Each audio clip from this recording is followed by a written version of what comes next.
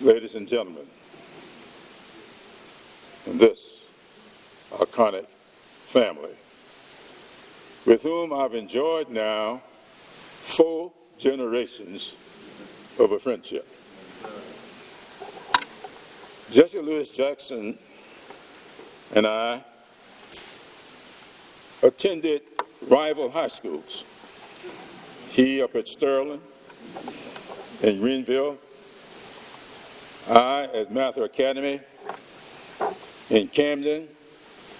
We played football and basketball against each other. Our teams did. Jesse was the star quarterback at Sterling. I was a prolific bench warmer at Mather. But the rivalry was there. He could play and I could yell. And then that relationship extended and even became more intense when he decided to go to North Carolina A&T. And I went to South Carolina State. We had an intense rivalry. But then, independent of each other, we both made a decision to become a member of Omega Psi Phi fraternity. And it was in that brotherhood that we developed a love and respect that lasted throughout the ages. His mother, Helen, was one of my best friends. Jesse and I had to get along because Helen willed it. When I ran the statewide office, she and Lotta Gibson with fried chicken when I was in Greenville. But when I was down in Georgetown, I never shall forget the night we kicked off a big rally in Georgetown. And I looked, and who was walking into the door of that church?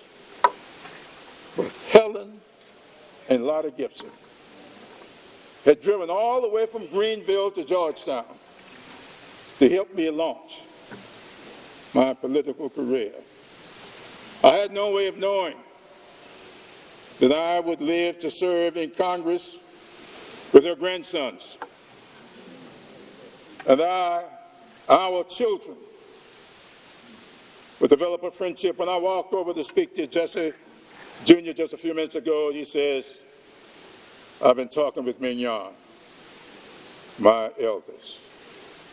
This is a friendship that spans generations.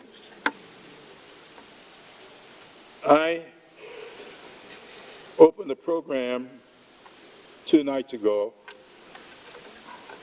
quoting from an iconic pamphlet, words written at the time this country was trying to give birth to itself. 1776. In about 5 months, we are going to be celebrating the 250th anniversary of this country's existence. And I quoted Thomas Paine's famous words. And he wrote, "These are times that try men's souls. Summer soldiers and sunshine patriots will end the crisis, shrink from the service of their country. But he that stands it now deserves the love and thanks of man and woman, for tyranny, like hell, is not easily conquered. Yet we have this consolation with us, that the harder the conflict, the more glorious the triumph. Because Jesse Louis Jackson was not a summer soldier. He was not of Sunshine Patriots. He stood the times, and because of his efforts, I am able to sit where I sit today. I can remember those battles to get rid of winner-take-all elections. Who precipitated that? Jesse Jackson.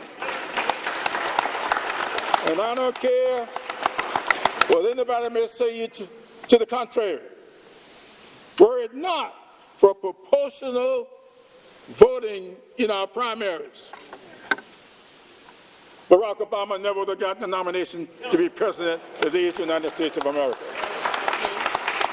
It was when we got rid of those winner-take-all elections that Jesse was the precipitator of. I hear people talking all the time these days about proportional voting and how new that is. Ain't new. Jesse gave birth to it all. And so I'm pleased to be here today and to be a part of this service and thank this family for what they have meant to me and my family. There's an emotional connection that's hard to explain sometimes. But then several days ago, I got a phone call.